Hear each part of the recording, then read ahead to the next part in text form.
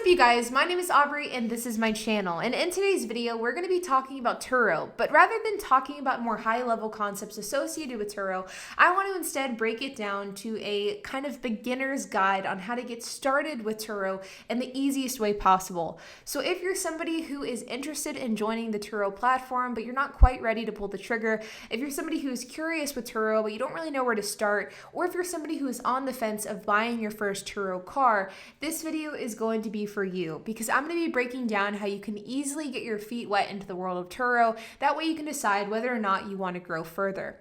So let's get started. Now, before we begin, if you guys could do me a huge favor, and if you could like, subscribe, and hit the notification bell for this video, I would greatly appreciate it. And if you guys are feeling a little bit extra generous today, if you could leave a comment down below and give me some of your thoughts on Turo. If you have any questions on the Turo platform, leave a comment down below and I will address it in a future video. Not only does this help give me an idea of what you guys want to see so that I can make future videos about these topics, but it also helps my channel grow and it helps my channel reach new audience because it lets the YouTube algorithm know that you guys are enjoying my content.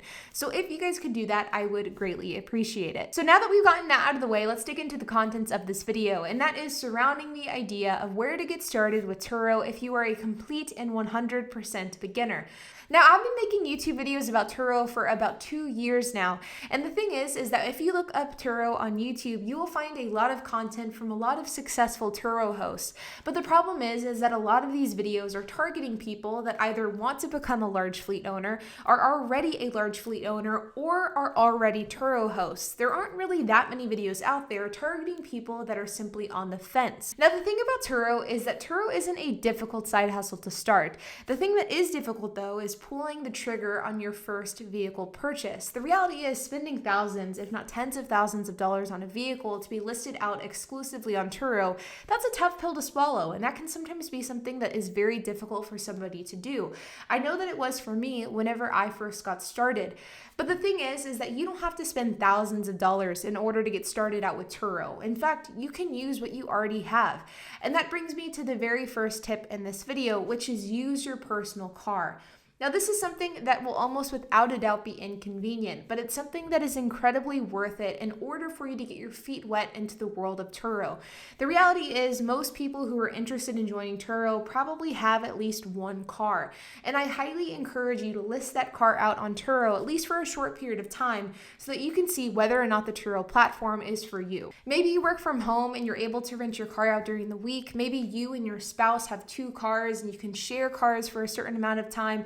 Maybe you don't work from home, but you're able to bike or walk or take public transportation to work, and then you can rent out your car instead. There are a lot of different ways you can go about doing this, but if you're somebody who is on the fence of Turo, I highly encourage you to go this route. This is a great route for a number of different reasons. Number one, you can see if Turo is actually for you before you actually spend money in order to get involved. Number two, it will give you a taste of the workload and also the expectations that you can have as a Turo host. That way you can make an educated decision moving forward. And number three, you can see the income potential that could come from owning a Turo vehicle. All of these 3 things are valuable lessons to learn and are valuable things that will help you make the decision of whether or not Turo is right for you long term.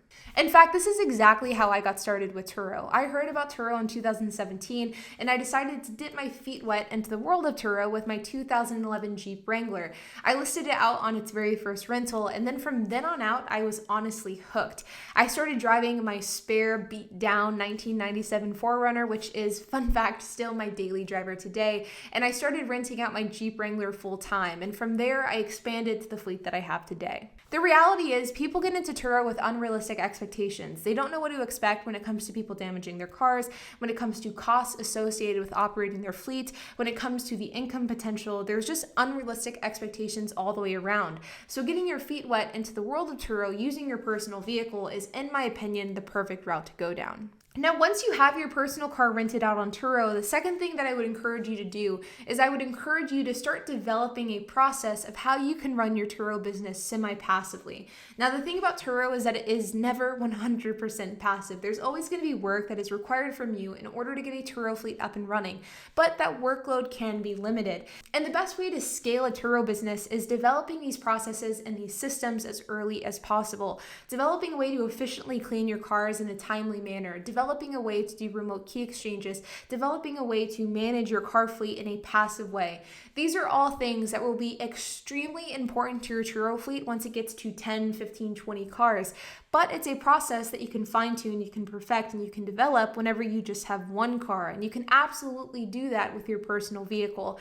This will again give you a gauge of whether or not this is a scalable business for you in the future. It will also allow for you to see what type of fleet do you want to own. Do you want to own just a couple of cars in order to make some extra cash, or do you want to own a full-fledged six-figure company? By figuring out these systems and these processes, you can figure out which path is the best path for you moving forward. And it can ultimately give you a good idea on whether or not you should buy another car, and also what type of car you should buy as well. The next step of the process is to figure out how much you can accurately price your vehicle at. And this is another reason as to why listing your personal car on Turo first is something that is an extremely smart thing to do, because you can gauge and you can see how much cars are being rented for in your market.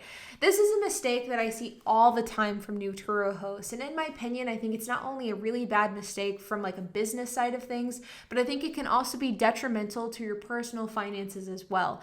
The reality is people buy expensive cars and they list them out on Turo as a way to justify this vehicle purchase. They also do this because it's much cooler to own a Tesla Model 3 than it is to own a Toyota Yaris.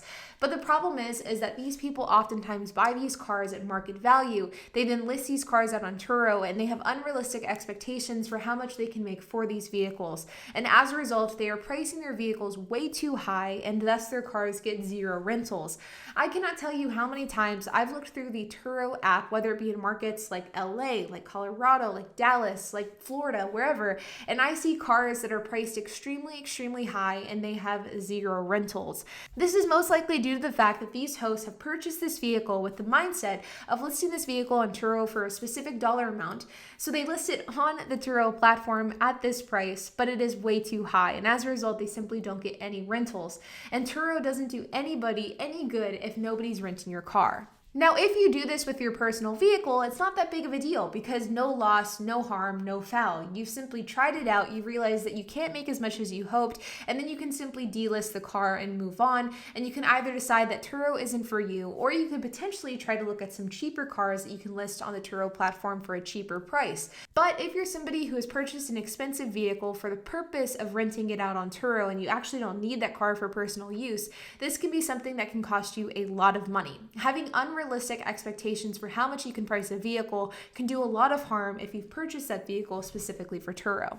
Now, ultimately, whenever it comes to starting a Turo business, I think that the strategy of listing your personal car out first is one of the best strategies that you can take, because like I've mentioned throughout this entire video, it will give you a chance to see if Turo is the right side hustle for you.